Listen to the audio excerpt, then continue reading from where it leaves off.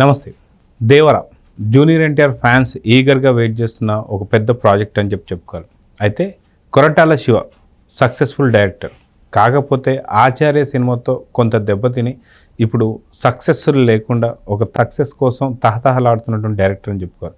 అయితే ఇంతకు ముందే junior NTR and plus Koratala Shiva Janata garage లాంటి ఒక బ్లాక్ బస్టర్ హిట్ ఏదైతే ఉందో ఆ కాంబినేషన్ కన్నా మించి ఈసారి సినిమా ఉండబోతుంది అనేది వార్తలు అయితే వినిపిస్తున్నాయి. అయితే ఆ సినిమా గురించి పూర్తి అప్డేట్స్ ఎంతో చూద్దాం. సార్ నమస్తే. నమస్తే అండి. సార్ మొత్తానికి కొరటాల శివ డైరెక్షన్లో దేవరా రాబోతుంది.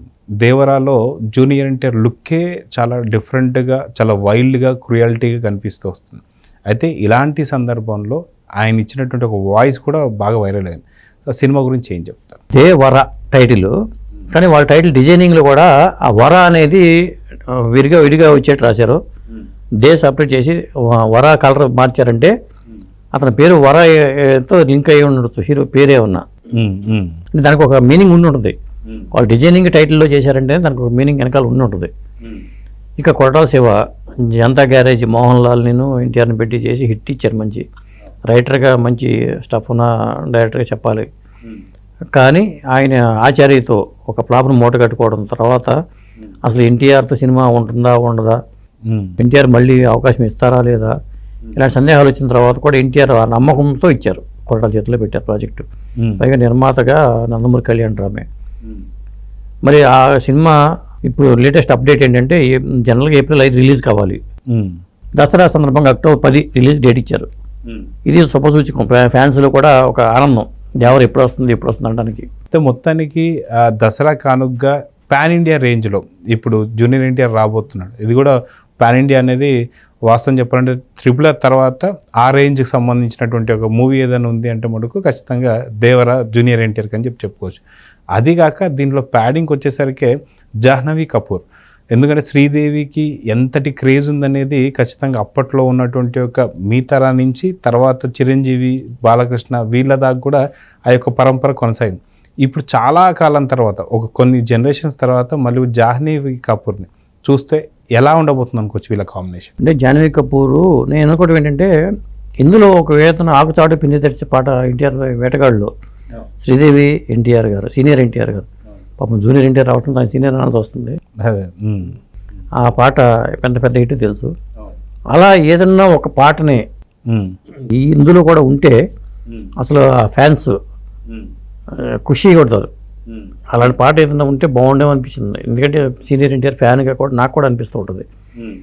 మరి శ్రీదేవి కూతురు జాహ్నవి కపూర్ని ఇందులో హీరోయిన్ కాబట్టి అలా ఏదన్నా ఒక ఆ సీనియర్ ఎన్టీఆర్ నేను శ్రీదేవిని తలపించేలాగా ఒక పాట ఉంటే మాత్రం చాలా అద్భుతంగా ఉంటుంది. ఆ తర్వాత సైఫ్ అలీ ఖాన్ విలన్ దీంట్లో. మరి విలన్ ఆయన గాయపడ్డాడట, కొంత షూటింగ్ గ్యాప్ రావడం కారణం కూడా ఆయన సన్నివేశాలు గాయపడటం వల్ల కొంత గ్యాప్ వచ్చింది. అయితే ఇది ఒక పార్ట్ కాకుండా 2 పార్ట్గా రిలీజ్ చేయబోతున్నారు ఈ సినిమాని. అంటే ఒక పార్ట్ రేపు దసరాకి October 10న రిలీజ్ కాబోతుంది. మరి ఇంకో పార్ట్ ఎప్పటికి అవుతుందో తెలియదు. అది అయితే నెక్స్ట్ 2025 సంక్రాంతికి విశ్వంబరతో చిరంజీవి గారు రాబోతున్నారు సంక్రాంతికి. అదే గ్యాప్లో మళ్ళీ దేవర వచ్చే అవకాశం ఉందంటారు? సంక్రాంతికి కాదు, దసరాకి పెట్టుకున్నారు. అంటే ఖర్చు వేసేసారు వీళ్ళు. డేట్ ఇచ్చేసారంటేనే నేను అఫీషియల్గా ప్రకటించారు కదా డేటు. దసరాకి Part 1 అనుకుంటే పార్ట్ ఇంపాసిబుల్, రాదు, టైం పడుతుంది.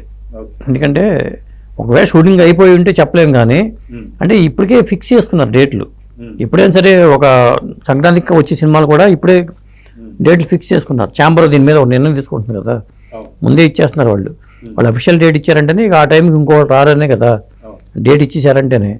ఇప్పుడు ఇన్నాళ్ళు April 5న రావాల్సిన సినిమాని October 10కి వాయిదా వేశారంటేనే ఆ థియేటర్ అవైలబిలిటీ అన్ని చూసుకుని ఆ టైంకి ఏ సినిమాలు వస్తున్నాయి, మనం ఉండటం కరెక్టా కాదా అని నిర్ణయించుకున్నారు. అనిరుద్ధ్ సంగీతం దీనికి రికార్డింగ్ పరంగా అనిరుద్ధ్ ఈ మధ్యన ఎలివేషన్స్ ఎలా ఇచ్చాడో మనకు తెలుసు. మరి కొరటాల గారి మీద అంటే ఈ సినిమాతో కొరటాలకి ఒక కథగా చెప్పండి ఒత్తిడి ఎక్కువ అవుతుంది. తనేంటో నిరూపించుకోవాల్సిన అవసరం ఉంది. శ్రీమంతుడు, మిర్చి ఈ టైప్లోనే మళ్ళీ కొరటాలకి ఒక హిట్కి దేవరతో వస్తే మళ్ళీ అందరూ కొరటాల వైపు చూస్తారు. అది కొరటాల వైపు ఆసక్తిగా చూస్తున్నారు. అంటే ఒక ఫ్లాప్తోనే కొరటాల పని అయిపోయిందని అనుకోవడానికి మనం లేదు. కాకపోతే పాపం ఈ మధ్యన ఆయన చాలా రకరకాల విమర్శలు వచ్చినాయి. శ్రీమంతుడు కథ నాదేను అని చెప్పి ఒక రైటర్ కోర్టుకి వెళ్ళటం, అదో పెద్ద పంచాయతీ. ఆ మధ్యన ఆచార్య కథ విషయంలో ఇంకో పంచాయతీ, ఇలా విమర్శలు వచ్చింది కోటాల మీద. వాటి నుంచి కూడా బయటపడాలి కొరటాల. ఇక ఎన్టీఆర్ గారు నమ్మకంతో అప్పచెప్పారు కాబట్టి తను తాను నిరూపించుకోవాలి, ఎన్టీఆర్కి ఒక హిట్ ఇవ్వాల్సిన బాధ్యత కూడా కొరటాల మీదే ఉంది. ఈ మొత్తం ఓవరాల్ ప్రాజెక్ట్లో కొరటాల మీదే ఎక్కువ భారం పడిందని అనుకోవచ్చు మనం. అయితే మొత్తానికి చూసుకుంటూ వెళ్తే ఇక్కడ జూనియర్ ఎన్టీఆర్ అండ్ జహ్నీ కపూర్, సైఫ్ అలీ ఖాన్ ఇలాంటి పెద్ద తారాగణంతో రాబోతున్న సినిమా అయితే బ్లాక్ బస్టర్గా, ఎందుకంటే ఇప్పుడు కొరటాల శివ పైన భారీ ఎత్తున బాధ్యత పడిందని చెప్పుకోవాలి. ఎందుకంటే ఓ పక్కన తన యొక్క హిట్ని ప్రూవ్ చేసుకోవాలి, దాంతోపాటు పాన్ ఇండియా లెవెల్లో అన్నప్పుడు కూడా కొంత బాధ్యతలు పెద్దగా పెరిగాయని చెప్పేసి అనుకోవచ్చు. ఏమంటారు? ఖచ్చితంగా ప్రూవ్ చేసుకోవాల్సిన బాధ్యత ఉందండి. ఎందుకంటే ఎన్టీఆర్ గారికి RRR తర్వాత మళ్ళీ ఒక పాన్ ఇండియా సినిమాగా దేవరని చెప్పాల్సి వస్తుంది. మరి దేవర తర్వాత మళ్ళీ దేవర 2నే వస్తుంది. ఇంకో సినిమా హిందీ సినిమా ఒప్పుకున్నారు కాబట్టి ఆ హృతిక్ రోషన్తో ఆ సినిమా రాబోతుంది.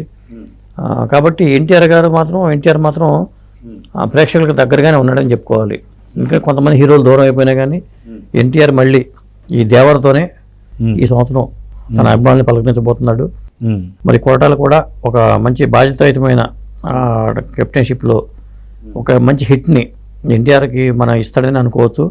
ఎందుకంటే నిర్మాతగా కూడా ఎన్టీఆర్ బ్రదర్ కళ్యాణ్ రామయ్య కాబట్టి ఈ సినిమా మీద VFX వర్క్ కూడా దీంట్లో ఉంది.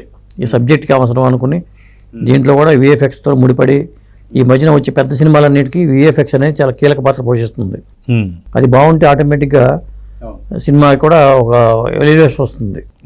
మీరు అన్నట్టు VFX అంటే చిన్న స్థాయి సినిమాలు కూడా 15-20 కోట్లు బడ్జెట్ సినిమాలు కూడా 300 నుంచి 350 కోట్లు కొల్లగొట్టినటువంటి ఒక హనుమాన్ సంబంధించి కూడా మనం VFXకి సంబంధించి మనం చూస్తున్నాం.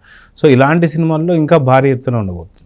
సో దాంతోపాటు అసలుకి జూనియర్ ఎన్టీఆర్ లుక్ మీకు ఎలా అనిపించింది? లుక్ అయితే అద్భుతంగా ఉందండి. ఎందుకంటే గతంలో మనం అరవింద్ సమేత కానీ డిఫరెంట్ లుక్లో చూసాం మనం ఎన్టీఆర్ని. మరి ఈ సినిమా కూడా ఎన్టీఆర్ లుక్ అయితే అదిరిపోయింది. ఇక జాహ్నవి కపూర్ తెలుగు ప్రేక్షకులకి మొదటిసారిగా వాళ్ళ ముందుకు రాబోతుంది. ఆ అమ్మాయి ఈ సినిమా యాక్సెప్ట్ చేయటము, ఈ సినిమా తర్వాత ఆ అమ్మాయికి ఇంకా అవకాశాలు బాగా వస్తాయి. ఈ సినిమా ప్యాడింగ్ అంతా అద్భుతంగా ఉంది. ప్రకాష్ రాజు ఇలా సీనియర్ ఆర్టిస్టులు అందరూ దీంట్లో ఉన్నారు. సో చూద్దాం సార్, మొత్తానికి దేవర దసరాకు వచ్చి ఎంత పెద్ద సందడి చేయబోతుందో, ఎంత పెద్ద బ్లాక్ బస్టర్ హిట్ అవుతుందో చూద్దాం మరి. సో ఇదండి మొత్తానికి దేవర పోస్ట్పోన్ దసరాకి అయితే వెళ్ళింది, కానీ పాన్ ఇండియా రేంజ్లో ఈసారి జూనియర్ ఎన్టీఆర్ సత్తా ఏందో చూపించబోతున్నారని చెప్పేసి చెప్పుకోవాలి.